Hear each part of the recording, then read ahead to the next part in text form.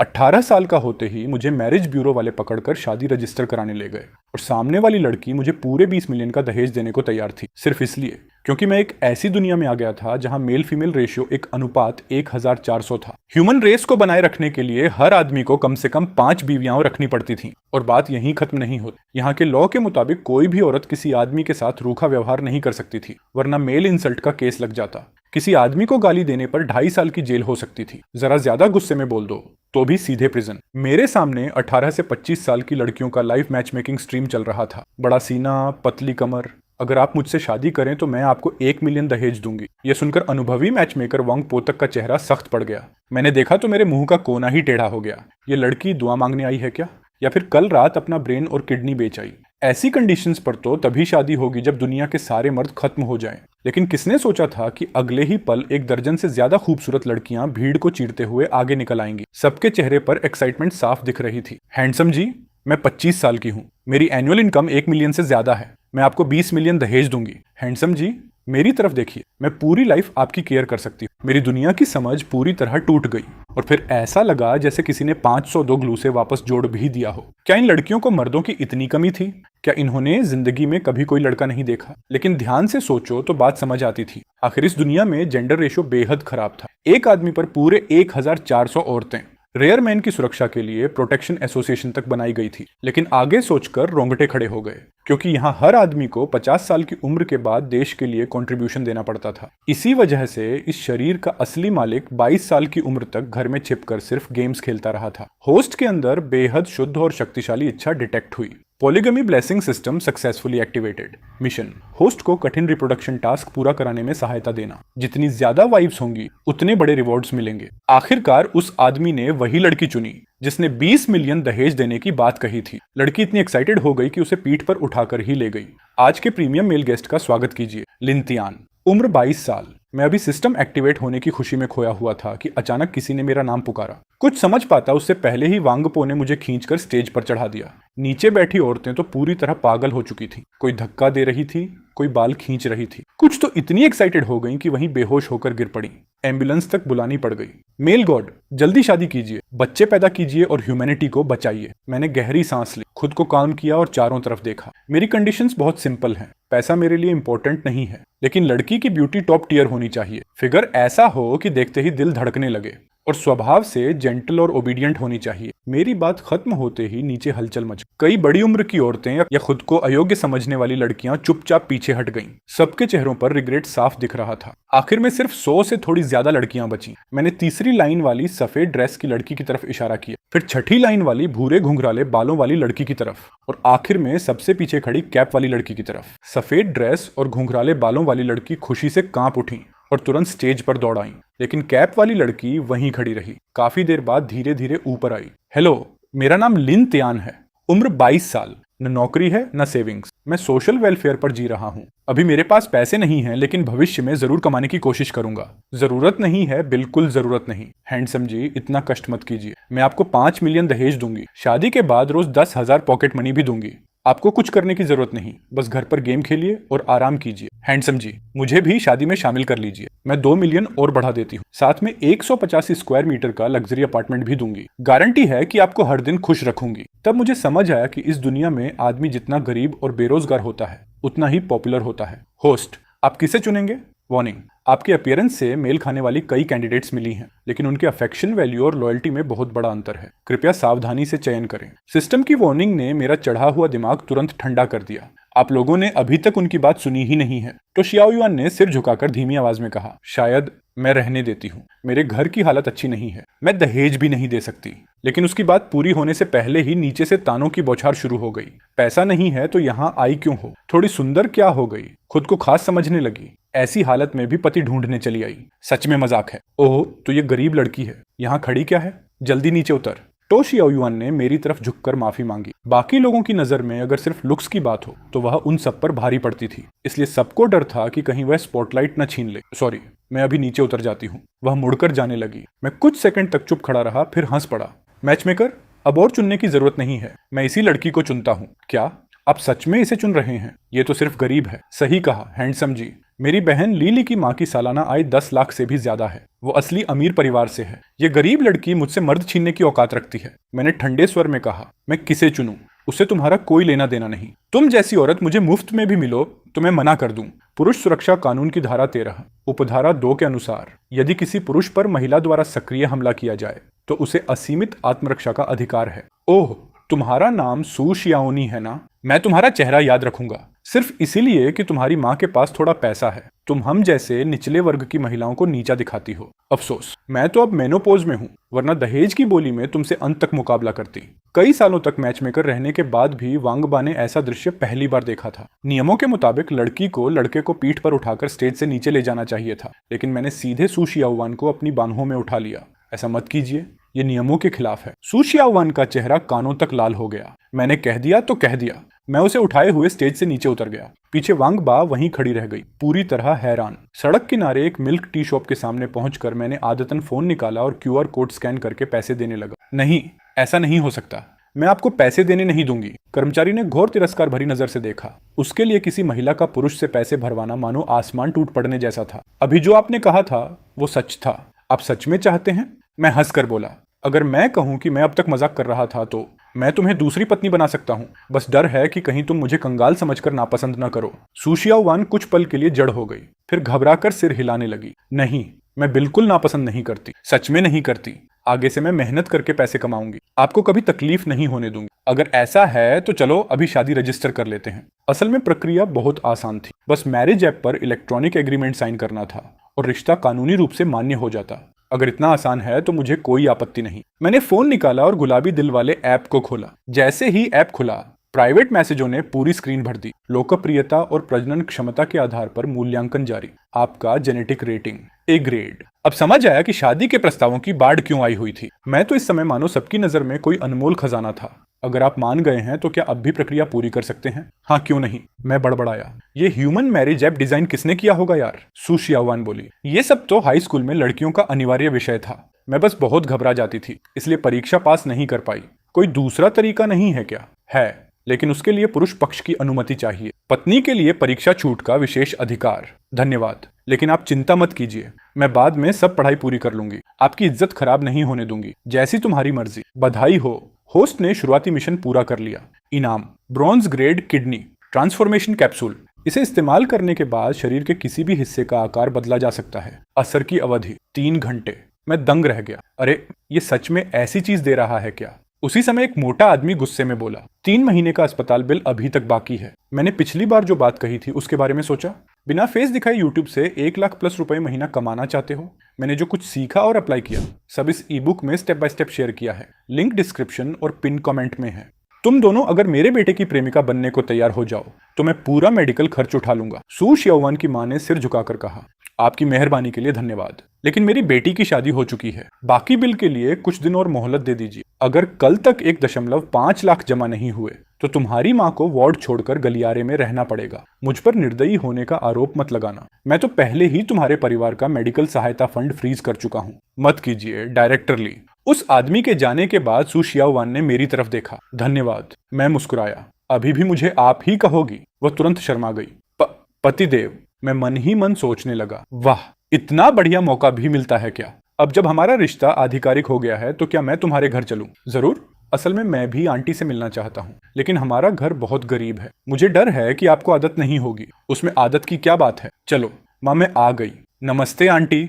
अरे बेटा, अंदर आओ, पहले बैठो। सू शियाओवान ने कहा। माँ, ये मेरे पति हैं। हमने मैरिज ऐप पर रजिस्ट्रेशन कर लिया है। सच में? शियाओवान, तू माँ से मजाक तो नहीं कर रही? जल्दी दिखा मुझे। कुछ देर बाद उसकी माँ की आंखें भर आईं। बहुत अच्छा, आखिर मेरी बेटी को भी कोई चुनने वाला मिल गया। बेटा, धन्यवाद कि तुमने शियाओवान से शादी की। मेरी बीमारी ने ही उसकी जिंदगी रोक रखी थी। दामाद जी, आपके घर में और कौन कौन है? मैं बोला, मेरी सिर्फ माँ है, लेकिन आप निश्चिंत रहिए, उन्हें शियाओवान जरूर पसंद आएगी। उसकी माँ ने आह भरते हुए कहा, मेरे पास तुम दोनों की अच्छी शादी कराने के पैसे भी नहीं। मैं कितनी बेकार माँ हूँ। मैंने सिर हिलाया। ऐसी बात मत कहिए। रिवाज और समारोह महत्वपूर्ण नहीं है। आपकी सेहत ठीक रहे।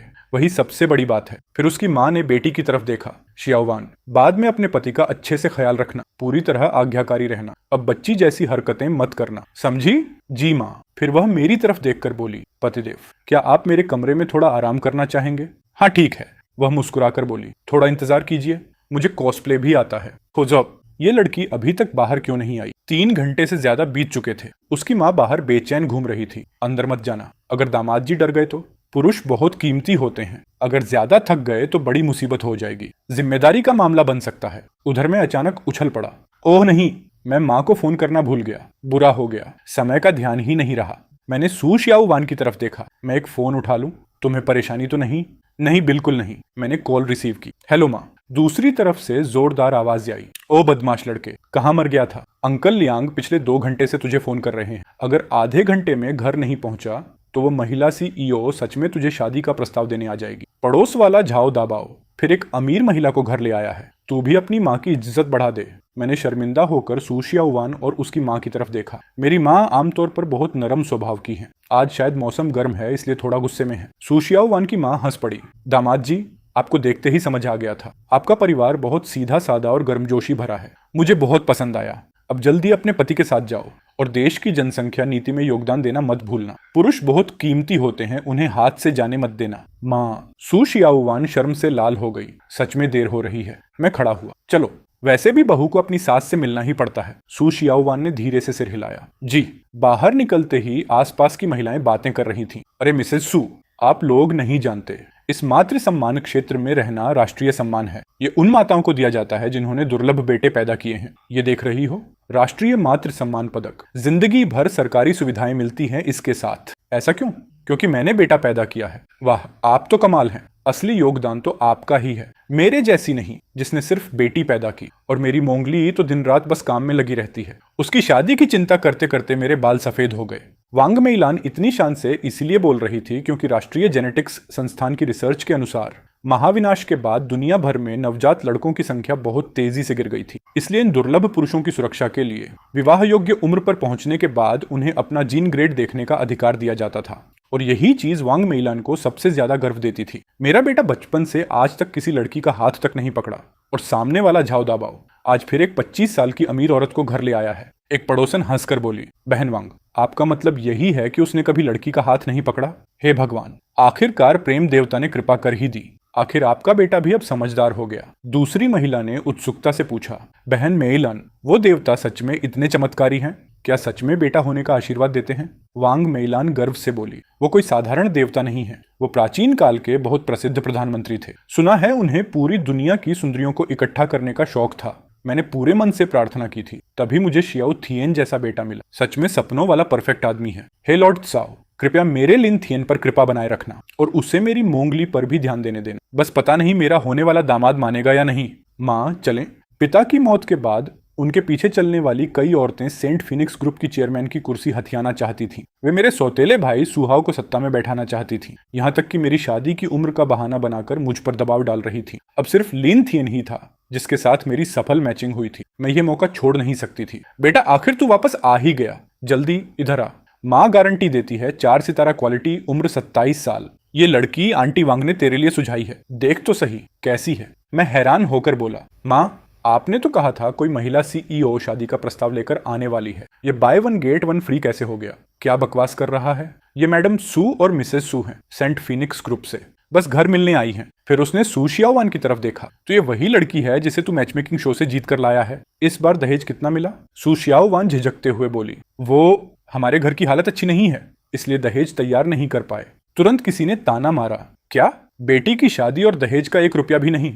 माँ ने हाथ हिलाया, कोई बात नहीं, सू शियाओवान अब हमारे परिवार की है। मेरे बेटे के पास किसी चीज की कमी हो सकती, पैसे की नहीं। सू अध्यक्ष ने मुस्कुराकर कहा, मिस्टर लिन का टेस्ट वाकई बड़ा अनोखा है। इतनी अच्छी फैमिली बैकग्राउंड वाली लड़कियों को छोड़कर आपने एकदम खाली हाथ लड़की को चुन लिया। मैं कंधे उचकाकर बोला, हर इंसान की पसंद अलग होती है। वैसे सू मैडम, मेरे यहाँ अभी भी कई पत्नी वाले स्लॉट्स खाली हैं, लाइन में लगना चाहेंगी?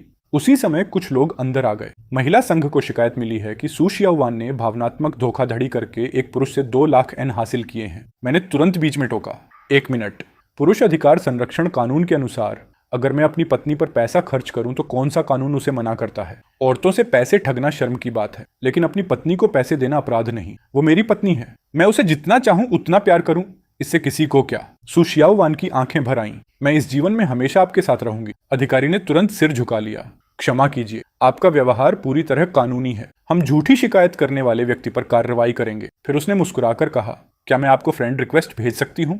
भविष्य में महिला संघ हमेशा आपकी सेवा के लिए तैयार रहेगा। मैंने उसे गौर से देखा। लड़की काफी सुंदर थी, यूनिफॉर्म भी एकदम फिट थी, फिगर संतुलित था। जहां कर्व होना चाहिए था वहां कर्व था। देखने में सच में आकर्षक लग रही थी। हाँ, भेज दो, वह मन ही मन सोच रही थी। सच में हाई क्वालिटी मेल है, बस अभी उसका सटीक जीन रैंक पता नहीं चला।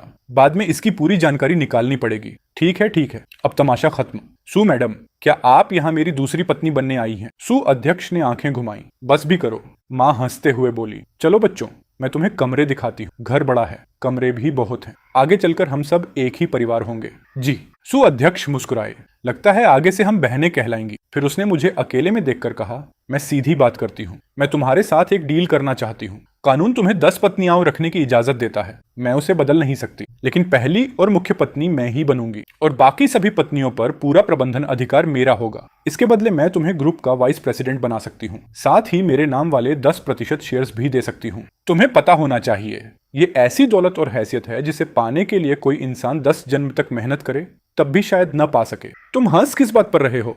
तुम्हारा घमंड सच में मेरी आंखें खोल रहा है। क्या मतलब है तुम्हारा? मैंने जवाब नहीं दिया, बस चुपचाप अपना हाथ आगे बढ़ा दिया। सु मोंगली थोड़ी हैरान हुई, लेकिन फिर भी अनजाने में अपना हाथ मेरे हाथ में रख दिया। System, mind reading skill exchange successful. उसका हाथ ठंडा और जेड पत्थर जैसा मुलायम था। आखिर कहना क्या चाहते हो? मैं मुस्कुराया। मदद मांगने आई हो और फिर भी इतना एटीट्यूड दिखा रही हो। तुम्हारा घमंड तो हड्डियों तक बसा हुआ है। लिली पहले ही लोगों को साथ मिलाकर तुम्हारी माँ की कुर्सी छीनने की तैयारी कर रही है और तुम्हें तुम्हारी माँ को सु परिवार से निकालने वाली है। सु मोंगली का चेहरा बदल गया। नामुमकिन, उनकी इतनी हिम्मत? अलिंग, आज ही पता करो कि लिली किन लोगों से मिली है, अभी के अभी। फिर मैंने आराम से कहा, सु मैडम, याद रखिए हमारे लीन परिवार का दरवाजा हमेशा खुला है, खासकर दूसरी पत्नी वाली जगह। जब चाहो आ सकती हो। सु मोंगली ने दांत भींच लिए। दूसरी पत्नी? सपने देख रहे हो क्या? मैं मन ही मन हंसा। देखते हैं बाद में मुझे कैसे संभालती हो, या शायद प्रेमिका बनना पसंद करोगी। सु मोंगली के कान हल्के लाल हो गए। ये ऑप्शन बुरा नहीं लग रहा। शियाओवान,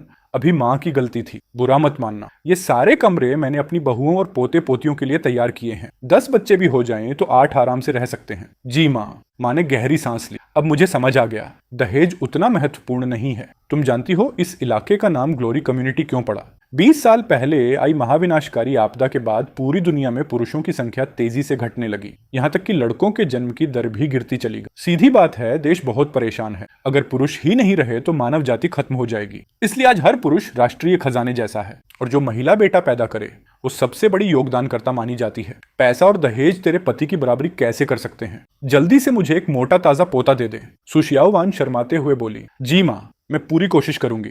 पतिदेव, अब मेरा मैरिज कॉन्ट्रैक्ट खत्म हो गया है। कल मैं पुलिस स्टेशन जाकर नौकरी ज्वाइन करूंगी। मैं खूब पैसे कमाकर आपकी अच्छी तरह देखभाल करूंगी। पानी का तापमान ठीक है? हाँ बिल्कुल सही। इतनी ताकत ठीक है? हाँ वही। शियाओवान, मेरा टैबलेट ला दो, मुझे सेंट फिनिक्स ग्रुप के बारे में जानकारी देखनी है। जी। कुछ देर बाद वह बोली, पहले मैंने कुछ लोगों को सेंट फिनिक्स ग्रुप के बारे में बात करते सुना था, शायद आपके काम आ जाए। बताओ। सु मैडम ने सब जांच लिया है। जनरल मैनेजर ली पहले ही आपके पिता की बाकी 8 मुख्य पत्नियों के साथ मिल चुकी है। 2 दिन बाद बोर्ड मीटिंग होने वाली है। बाकी परिवारों की महिलाएं कह रही हैं कि अगर सु मोंगली किसी हाई क्वालिटी मेल से शादी कर ले और कंपनी की छवि बचा ले तो वे उसका समर्थन जारी रखेंगी। माँ घर पर हैं, मैं अब भी आपको लेने आ रही हूँ। हमें उस इलाके में फिर से जाना होगा। सु मोंगली की आंखों में दृढ़ता चमक उठी। क्या सबको लगता है कि मैं सु मोंगली 25 साल की होकर भी किसी हाई क्वालिटी मेल से शादी नहीं कर सकती? तो शायद दूसरी पत्नी बनना भी विचार करने लायक है। अगली सुबह माँ मुस्कुराकर बोली, कल रात बहुत थक गए थे क्या? माँ ने काफी आवाजें सुनी थी। मैंने खांसते हुए कहा, ठीक ही था। मन ही मन सोचा, ये ब्रॉन्ज ग्रेड किडनी सच में कमाल की चीज है। माँ मुझे घूरती रही। ये लड़का एक बार मैच मेकिंग शो में गया और पूरा बदल कर आ गया। पहले तो औरतों का नाम सुनते ही बटेर की तरह डर जाता था। मुझे तो डर था कहीं थककर गिर न पड़े।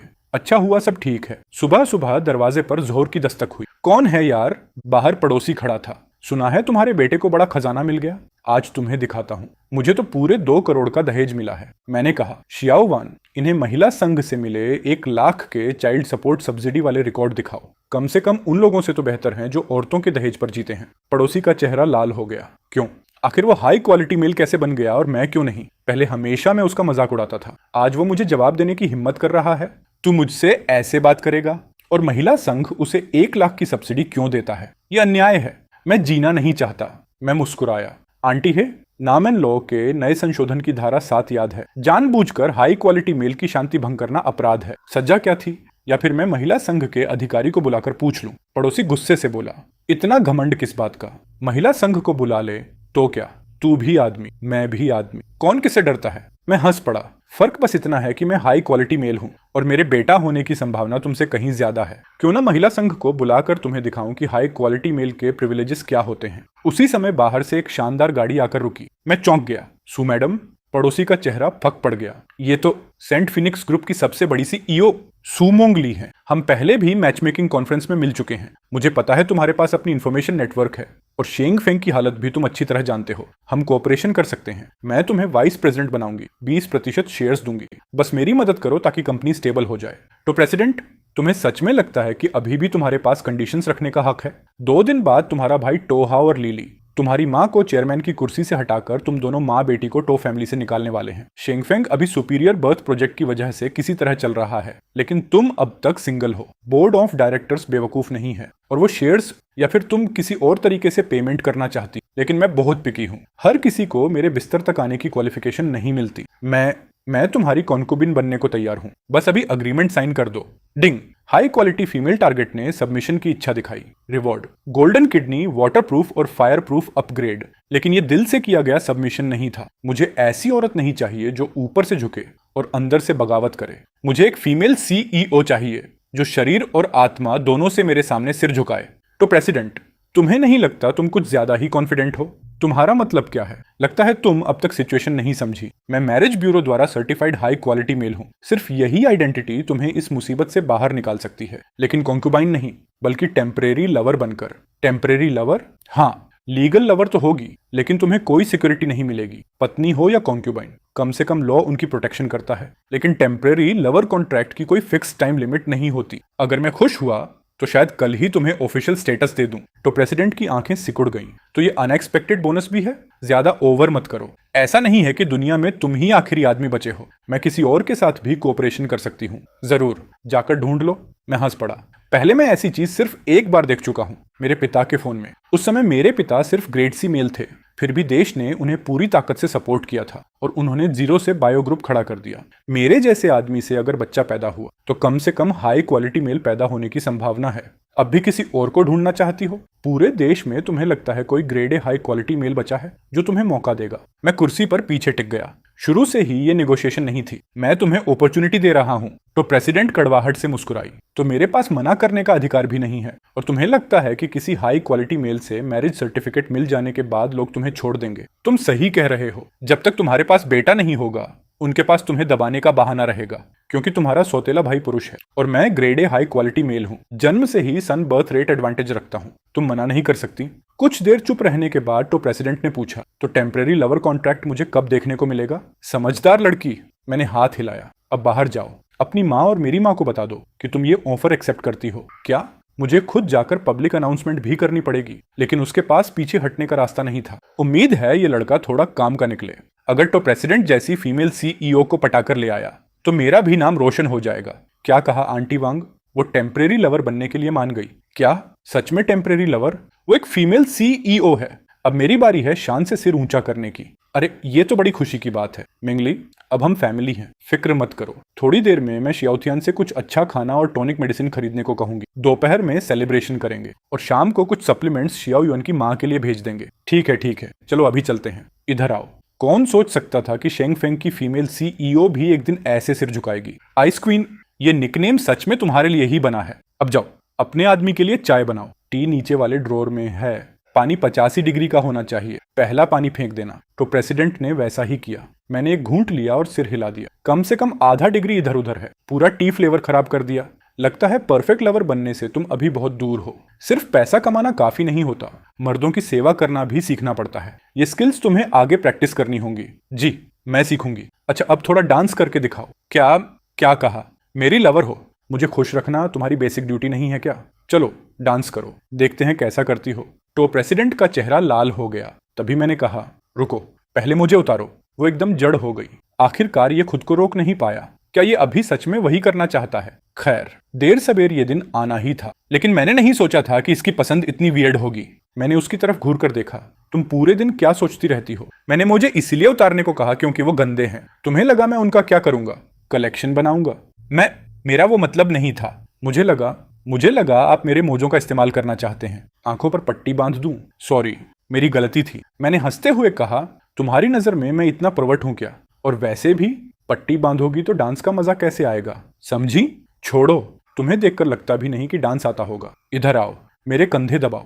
कल रात शियाओ युआन के साथ थोड़ा ज्यादा एक्सरसाइज हो गया था। अभी भी कमर और पीठ में दर्द है। मर्दों की सेवा करने वाली ये स्किल्स तुम्हें आगे और सीखनी होंगी। जी मैं सीखूंगी। हाँ थोड़ा ऊपर, हाँ बस वहीं, थोड़ा और जोर लगाओ। अब इधर आकर पैर भी दबा दो। मेरे पैर भी दर्द कर रहे हैं। आपकी नजर उस अस्पताल पर है क्या? अभी वहां क्या हाल है? सेंट फिनिक्स हुआशा की टॉप फार्मा कंपनियों में से एक है। देश में इसके 7 बड़े रिसर्च लैब हैं। डुई हो हॉस्पिटल में मेडिकल और यूजेनिक्स दोनों विभाग मौजूद हैं। डुई हो हॉस्पिटल वही पेंगहू वाला प्राइवेट अस्पताल है ना? हाँ, वो सेंट फिनिक्स की सब्सिडरी कंपनी है। कोई दिक्कत है क्या?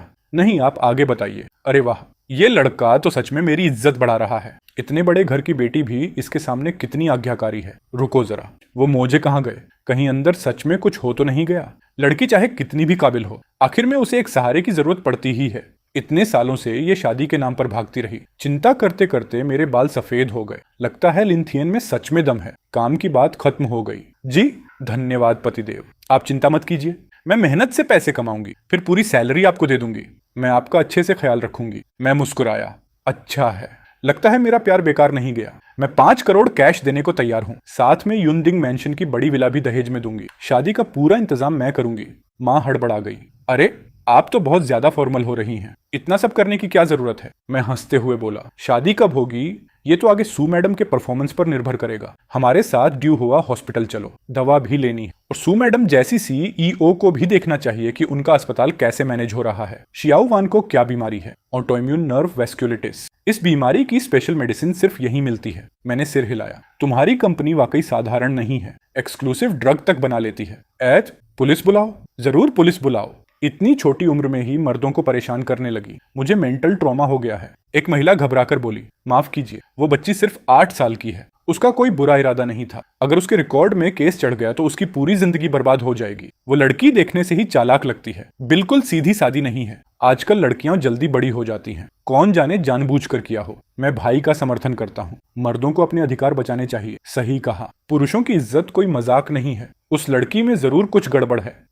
मैंने आगे बढ़कर पूछा, तुम कह रहे हो कि एक 8 साल की बच्ची ने तुम्हें परेशान किया, कोई सबूत है? वो आदमी चिल्लाया, सबूत की क्या जरूरत? मेरी इज्जत चली गई। इतना हैंडसम आदमी किसी बच्चे पर झूठा आरोप थोड़ी लगाएगा। तुम भी आदमी हो, आदमी का साथ दो, औरतों को हम पर हंसने मत दो। मैंने शांत स्वर में कहा, बातों से तो कोई भी कुछ भी कह सकता है। सीसीटीवी कहाँ है? उसी समय दूसरी तरफ एक विमेन ने फोन पर बोला, इस लड़की ने मेरे बेटी की पसंद का लड़का छीन ली। बिलिंग डिपार्टमेंट और फार्मेसी को बोलो, चिन्मय की सारी प्रिस्क्रिप्शंस और दवा रिकॉर्ड लॉक कर दो। कोई दवा जारी नहीं होनी चाहिए। मेरे बेटी की पसंद का लड़का छीनने की हिम्मत की है? याद रखना, दवा के बिना देखती हूँ तेरी माँ कितने दिन टिकती है। मैंने सू मोंगली की तरफ देखा। अस्पताल के इंचार्ज को फोन करो, इस जगह की सीसीटीवी फुटेज अभी चाहिए। सू मोंगली मन ही मन चौंक गई। अजनबियों के लिए भी इतना गंभीर हो जाता है। ये उन मर्दों से बिल्कुल अलग है जिन्हें मैंने पहले देखा है। उसने तुरंत फोन लगाया, डीन से संपर्क करो। पहली मंजिल के दाहिने पेमेंट एरिया की सीसीटीवी रिकॉर्डिंग 10 मिनट में मेरे ईमेल पर चाहिए। वो आदमी निकलने लगा। मैंने आवाज लगाई, कहाँ जा रहे हो? जनाब जरा रुकिए। पुरुष संरक्षण कानून के अनुसार झूठा आरोप लगाकर किसी की प्रतिष्ठा को नुकसान पहुंचाना अपराध है। अगर परिणाम गंभीर हों तो कानूनी जिम्मेदारी भी बनती है। मेरी सलाह है यहीं रुको। वो आदमी गुस्से में बोला, मुझे छूकर तो देख, इसे गिरफ्तार करवाओ। लेकिन भीड़ में से किसी ने कहा, छोड़ो भी, ज्यादा से ज्यादा मुंह से धमकी दे रहा होगा। जिसने वीडियो बनाया है संभाल कर रखना। उस 8 साल की बच्ची के साथ अन्याय नहीं होना चाहिए। तभी बगल वाली महिला कांप गई। बहन क्या हुआ? माफ कीजिए, मैंने आपको डरा दिया। कोई बात नहीं, मैं बेटी को लेकर पहले घर जा रही हूँ। सू मोंगली उन्हें जाते हुए देखती रही। अजनबी माँ बेटी के साथ भी इतना नरम है, लेकिन मेरे साथ हमेशा कड़वी बातें करता रहता है। फार्मेसी काउंटर पर 1 महीने की दवा देना। कर्मचारी ने सिस्टम देखा। मैडम, चिन्मयी का इंश्योरेंस अकाउंट लॉक हो गया है। सिस्टम दवा जारी नहीं कर रहा। ये कैसे हो सकता है? अकाउंट में अभी भी 2 लाख से ज्यादा है। माफ कीजिए, शायद सिस्टम अपडेट नहीं हुआ। मैं अभी चेक करती हूँ। कुछ देर बाद उसका चेहरा बदल गया। बहुत माफ कीजिए, सिस्टम में आपकी माँ का प्रिस्क्रिप्शन ही नहीं मिल रहा। नामुमकिन। 3 दिन पहले मेरी माँ ने यहीं से दवा ली थी। ये दवा एक दिन भी बंद नहीं हो सकती। पास खड़ी विमेन व्यंग्य से हंसी। लगता है किसी ऐसे इंसान को नाराज कर दिया है जिसे नहीं करना चाहिए था, और अभी तक समझ भी नहीं आया। वो अपनी ताकत दिखा रहा है। सू मोंगली की आंखें ठंडी हो गईं। अच्छा, तो फिर बैठकर इंतजार करते हैं। कौन जाने, जब तक सिस्टम ठीक होगा तब तक शायद तुम्हारी माँ ही ना बच पाए। तुम मैनेजर ली हो, सही?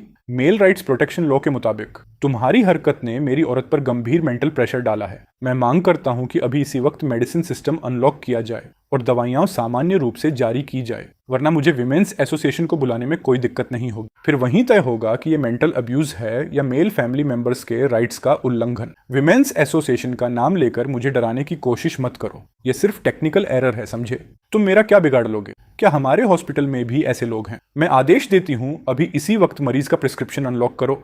तुम होती कौन हो मुझे आदेश देने वाली? 2 अच्छे कपड़े पहन लिए तो खुद को बड़ा आदमी समझने लगी। मैं भी कह सकती हूँ कि मैं सीईओ की माँ हूँ। डायरेक्टर वांग, मैं टो मैंगली बोल रही हूँ। मैं अभी हॉस्पिटल की पहली मंजिल के फार्मेसी काउंटर पर हूँ। आपके पास 3 मिनट हैं, तुरंत नीचे आइए। अरे वाह, एक्टिंग भी अच्छी कर लेती हो। टो मैंगली बन रही है। तुम जानती भी हो वो कौन है। मैं सलाह दूंगी, जरा संभल कर बात करो। वो सच में शेंग फेंग की लीडर है। क्या नौकरी से निकाले जाने का डर नहीं है? मुझे निकालोगी? हा हा हा। लगता है तुम लोगों ने ली हुओ फेंग का नाम नहीं सुना। मैं शेंग फेंग की जनरल मैनेजर लीली की छोटी बहन हूँ और टोहाव टो लीली की सगी मौसी भी हूँ। हॉस्पिटल डायरेक्टर भी मुझसे मिलकर इज्जत से बात करते हैं। तुम लोग होते कौन हो? मैं सोच रही थी कि लीली के आसपास वाले उस आदमी की कमजोरी कहाँ है। किस्मत देखो, उसकी रिश्तेदार खुद चलकर दरवाजे पर आ गई। मैनेजर ली, अपने लिए दुआ कर लो। अरे मैं तो टेक्निकल टीम को जल्दी फिक्स करने के लिए बोल दूंगी। बस पता नहीं तुम्हारी माँ की तबीयत कल तक टिक पाएगी या नहीं। पतिदेव, चिंता मत करो, आज चाहे कुछ भी हो जाए दवा लेकर ही लौटेंगे। तो प्रेसिडेंट, आप खुद यहाँ कैसे आ गई? कोई आदेश होता तो एक फोन कर देती। हम कैसे हिम्मत करते कि आपको खुद नीचे आना पड़े। जानबूझकर मरीज की दवा रोककर उसकी जान को खतरे में डालना, ये नियमों का उल्लंघन है या सीधा अपराध? इस बार तुम गई काम से। आमतौर पर हेड ऑफिस के कनेक्शंस के दम पर बहुत रौब झाड़ती थी। किसे पता था कि आज खुद बंदूक के मुंह में आ जाओगी। तो प्रेसिडेंट, ये बहुत गंभीर उल्लंघन है। यहाँ तक कि जानबूझकर नुकसान पहुंचाने का शक भी बनता है। इसे तुरंत पद से हटाया जाना चाहिए। ये औरत आखिर है कौन? बहन, जल्दी फार्मेसी काउंटर पर आओ, मुझे बचाओ। मेरी बहन जल्द ही पूरे शेंग फेंग पर कंट्रोल करने वाली है। कोई मेरा कुछ नहीं बिगाड़ सकता। अगर डायरेक्टर वांग भी मानती हैं कि मामला गंभीर है तो यही मौके पर फैसला कर दीजिए। मैं अभी रिजल्ट देखना चाहती हूँ। अब समय आ गया है कि किसी को एग्जाम्पल बनाया जाए। ली हुओ फेंग ने अपने अधिकारों का दुरुपयोग किया और मरीज की जान को खतरे में डाला। अभी इसी वक्त इसे फार्मेसी काउंटर मैनेजर के पद से हटाया जाता है। आदेश तुरंत लागू होगा। साथ ही टेक्निकल डिपार्टमेंट को सूचित करो। जितने भी प्रिस्क्रिप्शंस गैर कानूनी तरीके से लॉक किए गए हैं उन्हें तुरंत रिस्टोर किया जाए। 1 मिनट की भी देरी नहीं होनी चाहिए। इंस्पेक्शन डिपार्टमेंट भी इस मामले की जांच करेगा और कड़ी कार्रवाई की जाएगी। वांग ताइक्वान, तुम्हारी हिम्मत कैसे हुई मुझे छूने की? मेरी बहन लीली है। तुम मुझे नौकरी से निकालोगी? मेरी भांजी के आने का इंतजार करो, फिर देखना किसने तुम्हें हिम्मत दी मुझे पकड़ने की। मैंने कहा छोड़ो।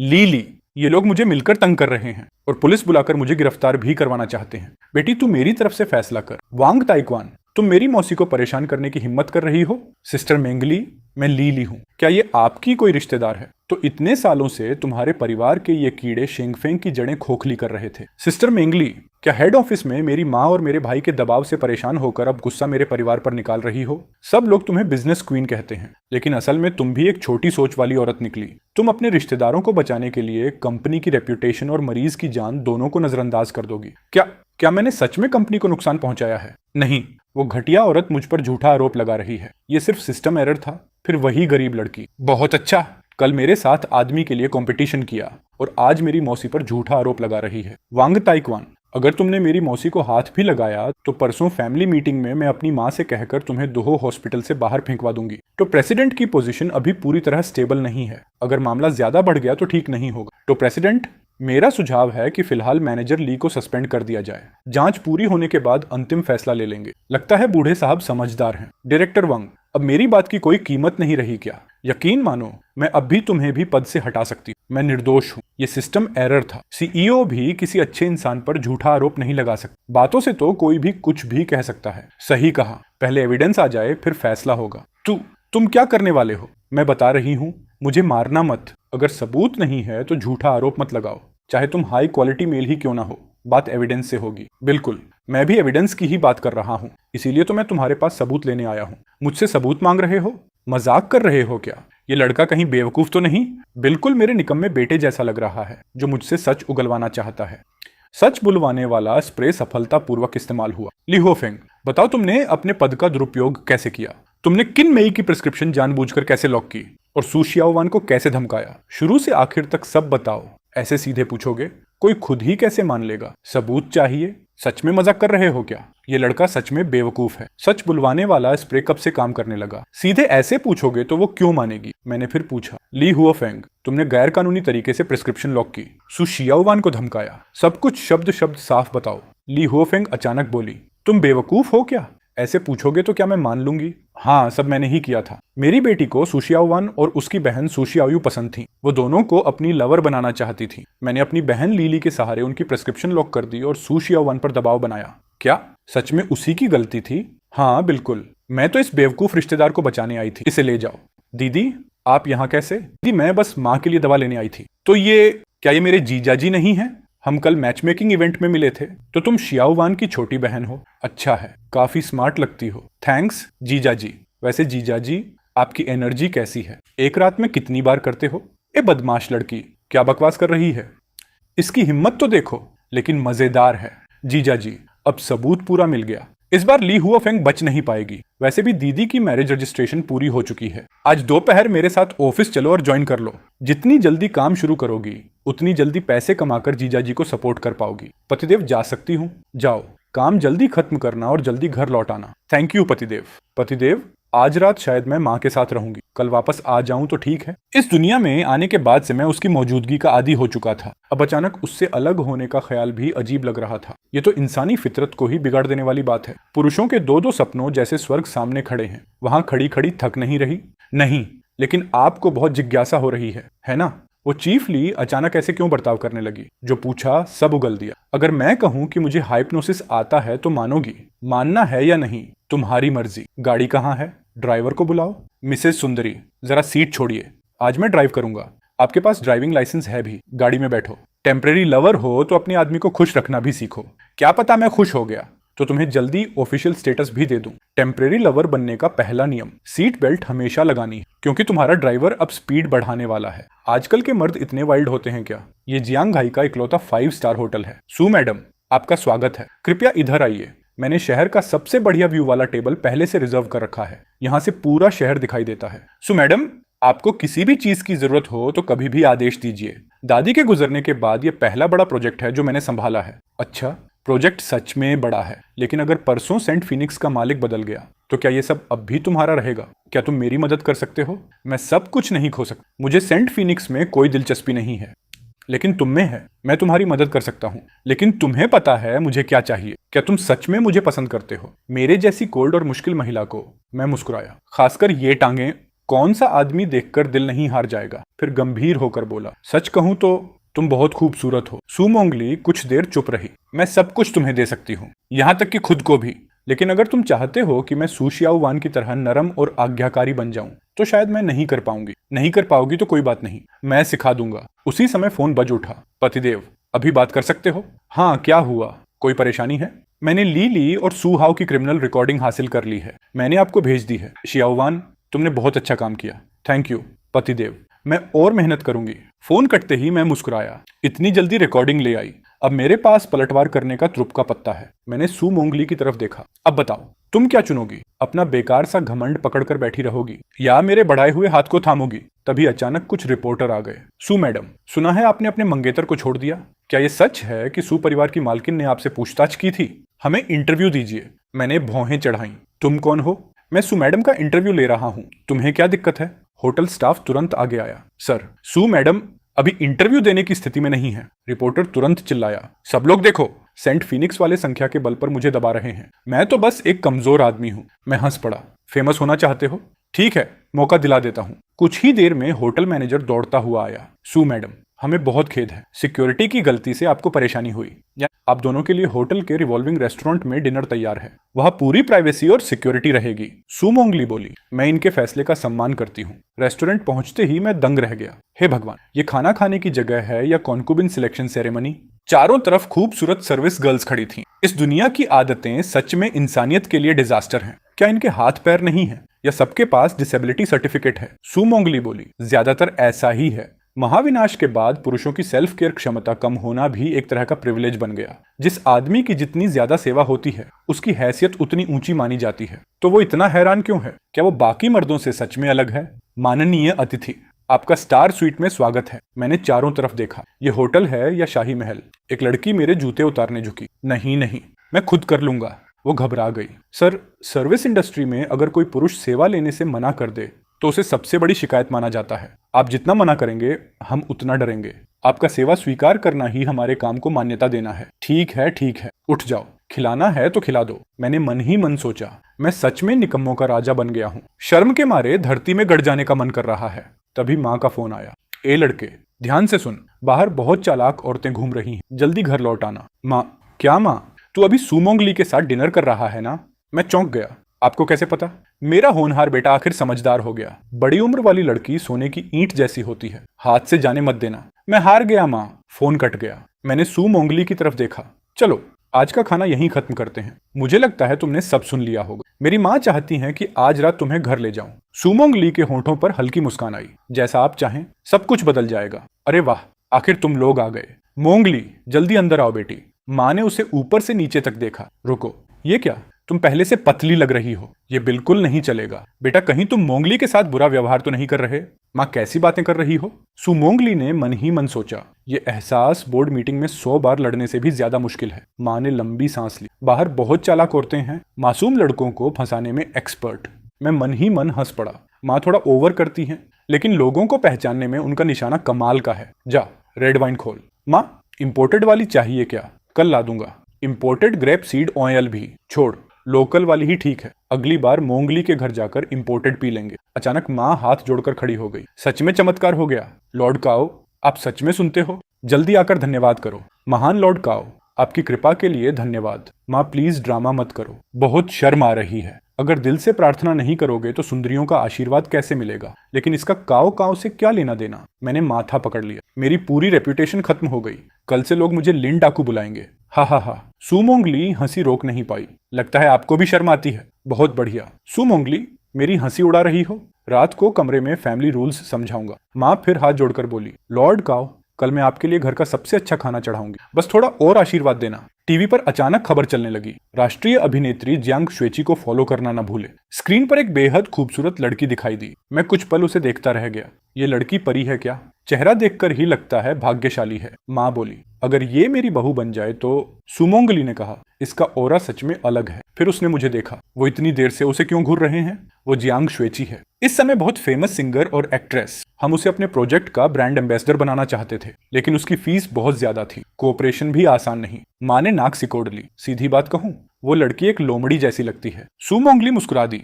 आंटी, इस बार शायद आप गलत नहीं हैं। मैंने मन ही मन सोचा, अरे वाह, जलन होने पर यह छोटी सिरके की बोतल भी काफी क्यूट लगती है। तभी इंटरनेशनल न्यूज शुरू हुई। विदेशी बायो रिसर्च इंस्टीट्यूट ने घोषणा की है कि उन्होंने एक ऐसा जीन एक्टिवेटर कंपाउंड विकसित किया है जो मेल एम्ब्रियो बनने की संभावना लगभग 10% तक बढ़ा सकता है। माँ गुस्से से खड़ी हो गई। छे, ये विदेशी लोग कभी नहीं सुधरेंगे। लॉर्ड काओ, मेरे बेटे को ढेर सारे बेटे देना, फिर वो बड़ा होकर इन सबको सबक सिखाएगा। मैंने सिस्टम खोला। मुझे ये हालात बदलने होंगे। अगले स्टेज का आइटम खरीदने के लिए 500 अफेक्शन पॉइंट्स चाहिए। अभी सिर्फ 75 हैं। लगता है आज रात सुमोंगली को पूरी तरह अपनी तरफ करना होगा और नए मेंबर्स भी जोड़ने होंगे, तभी ज्यादा अफेक्शन पॉइंट्स मिलेंगे। माँ उठ खड़ी हुई। बहुत देर हो गई, तुम दोनों अब कमरे में जाकर आराम करो। जाओ। स्प्रिंग नाइट की कीमत हजारों सोने के बराबर होती है। मुझे जल्दी एक पोता चाहिए। कमरे में पहुंचते ही मैंने कहा, पैर थोड़ा फैलाओ और फैलाओ। सुमोंगली चौंक गई। आखिर आप करना क्या चाहते हैं? इतने सवाल मत पूछो। लिन परिवार का नियम है। घर में आने से पहले फ्लेक्सिबिलिटी टेस्ट होता है। ये परिवार की समृद्धि से जुड़ा मामला है। बैठी रहो। मैं हाई हील्स पहने हुए हूँ। गिर जाऊंगी। दोनों हाथ सीधा फैलाओ। 2 कदम चलकर दिखाओ। बैलेंस कैसा है देखते हैं। आप हद कर रहे हैं। इतनी कम स्टेमिना के साथ आगे चलकर लिन परिवार को कैसे बढ़ाओगी? मैं ए ग्रेड मेल हूँ। रुको, मैं पहले नहाकर आना चाहती हूँ। ठीक है, लेकिन जल्दी। दिलचस्प कैप्सूल घुना दो इस्तेमाल किए गए। सुमोंगली धीरे से बोली। या फिर आप भी पहले नहा लीजिए, थोड़ा रिलैक्स हो जाएंगे। मैं आपका इंतजार करूंगी।